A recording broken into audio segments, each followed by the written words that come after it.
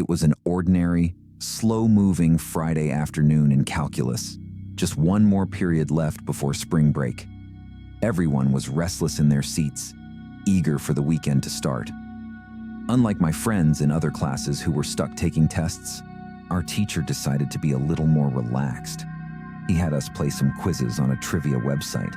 That's the kind of teacher he was, chill and laid back. We were midway through a brand logo quiz when everything shifted. I still remember my friend answering Adidas right before it happened. The dean's voice came over the loudspeaker, and it was clear something was wrong.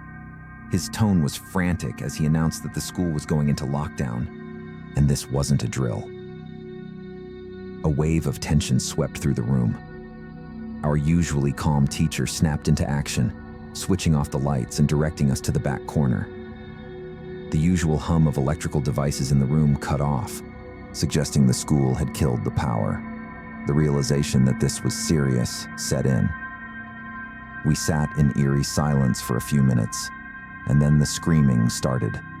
Someone, a man from the sound of it, was yelling furiously in the hallway. Two girls began sobbing, making the situation even more terrifying. The man's voice got closer, shouting threats. "I'll get you all," he yelled, banging furiously on lockers. I was gripped by fear, thinking for the first time that I might not make it out of the classroom. The man eventually reached our door and began pounding on it. One of the sobbing girls screamed in terror, which seemed to make the man hit the door even harder. He kept shouting, "Open up!" His anger and madness felt like they were right there with us. It felt like forever, but after what was likely a few minutes, he moved on, his screams fading down the hallway. After what seemed like ages, the dean's voice returned on the loudspeaker, explaining that an unstable person had entered the school, attacking the front desk receptionist. Staff wasn't sure if the intruder was armed, so the lockdown remained. It was only later that we learned the full story. A janitor had discovered the man later that night, asleep in a storage closet, and though he was unarmed when the staff found him, a .44 Magnum had been spotted in his pocket earlier. By the time the police arrived, the man had vanished. To this day, none of us know if he was ever caught, but I hope he's getting the help he clearly needed. Story 2. My middle school had 2 lunch periods, one for 6th graders and some 7th graders, and the second for the remaining 7th graders and all the 8th graders. This happened during the first lunch period one rainy October day. I remember hearing a series of loud booms outside, and though I assumed it was thunder, others immediately started screaming. I initially thought they were overreacting, until the campus security rushed in, yelling for everyone to move into the multi-purpose room. Chaos erupted as kids were forced to abandon their lunches and crowd into the room. It was huge, with a glass wall along the back that offered a clear view outside. Campus security quickly covered it with curtains, and staff stood guard at every exit. My friend Eric was curious, like the rest of us, so he asked one of the staff what was happening. When he came back, he told us a mentally unstable man had barricaded himself in one of the houses across from the school.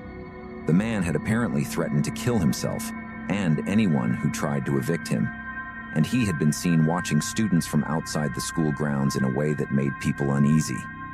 Worse yet, he was a registered sex offender. We were trapped in the multi-purpose room for what felt like forever. Eventually, after a tense hour, we were escorted back to our classrooms, one group at a time. Later on, I found out from my friend Brandy that the man lived next to her. She had seen him last Halloween, doing something deeply unsettling, using his own blood to write threats on his window. We thought it was just a twisted Halloween prank at the time, but after that day, we knew he was far more dangerous than we had imagined.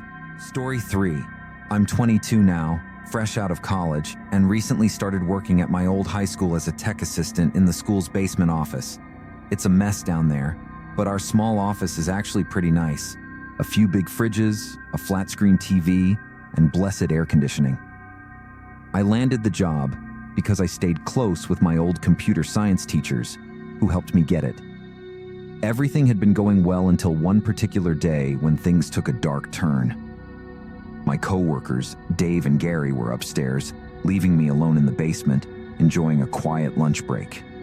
Then I got a call from the front office. The school was on lockdown, and there was a possibility of an intruder, maybe even armed, on the premises. There wasn't much I could do. Our office didn't have a door, and the basement door didn't even lock. I shut off the lights and tried to stay quiet. I texted Dave and Gary, but neither responded. I sat there playing games on my phone, waiting for an all clear. Then I heard the basement door creak open. Someone was walking down the stairs. Their footsteps got closer, and I felt my pulse quicken. I hid under my desk, holding my breath, as they entered the office. My heart was racing when suddenly my phone dinged, loudly.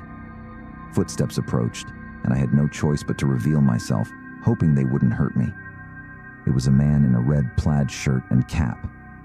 He seemed calm, even saying he was hiding with me, but something felt off. When I asked him who he was, he told me a vague story about picking up his son. My phone buzzed again. It was a text from Dave. "Dude, there's a shooter. Red shirt and cap. Stay hidden." I froze. The man must have noticed the look on my face. Without thinking, I bolted for the stairs. A gunshot rang out behind me, but by some miracle, it missed. Police caught the man as soon as he tried to leave through the basement door. And thankfully, the teacher who had been shot upstairs survived. It turned out the man had a personal grudge against him, though the details were never fully explained. All I know is that sound of the gunshot still haunts me.